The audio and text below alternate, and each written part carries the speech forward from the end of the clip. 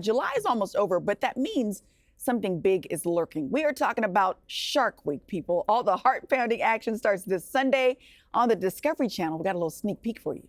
Sharks use their pectoral fins in a similar way to how airplanes use flaps on the wings to steer and adjust their position.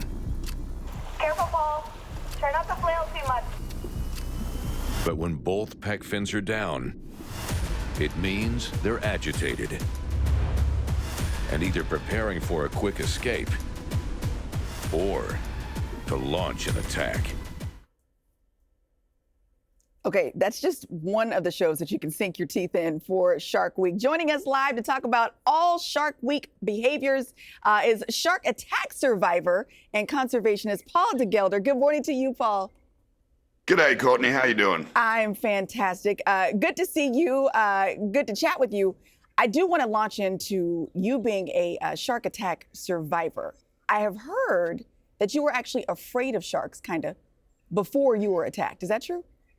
Absolutely. I hated sharks. I didn't understand anything about them. I thought if we just killed them all, then we could go in the ocean and be safe. And I didn't see the problem. And then I learned all about sharks and realized that I was so very wrong.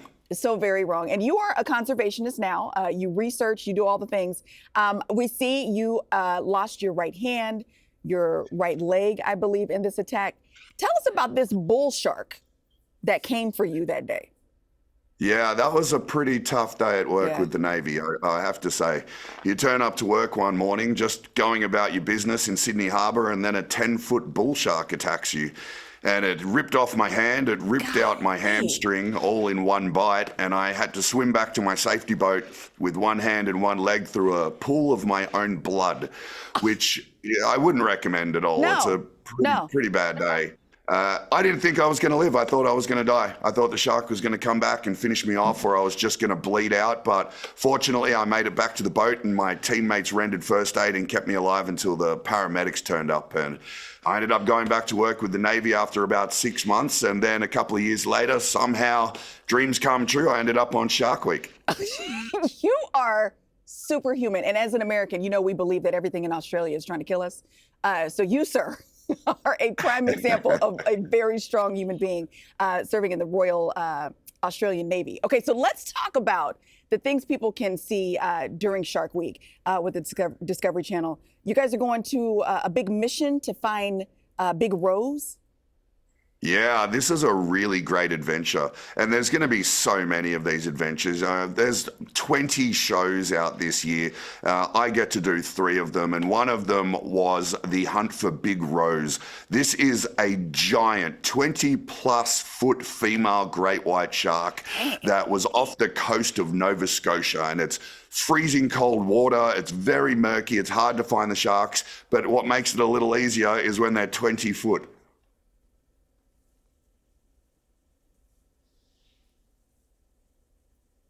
Oh, I think Paul's I'm oh, there here. we go. There we go. Now we hear you. Okay.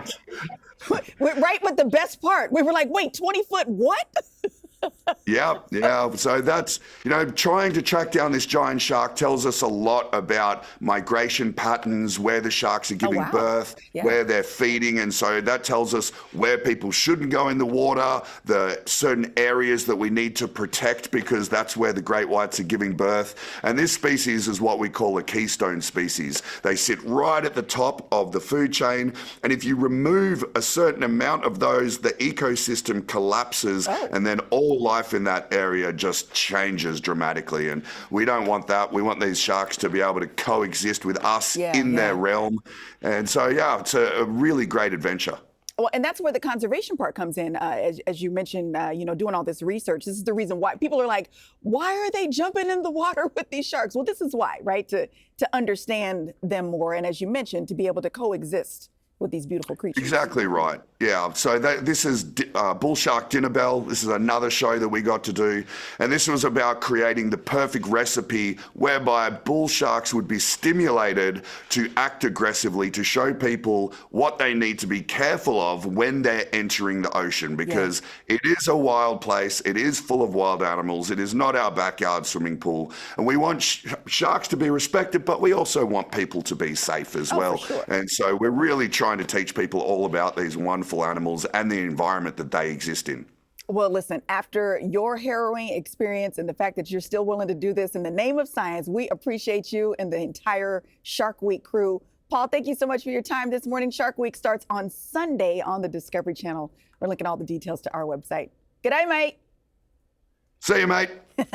He's great.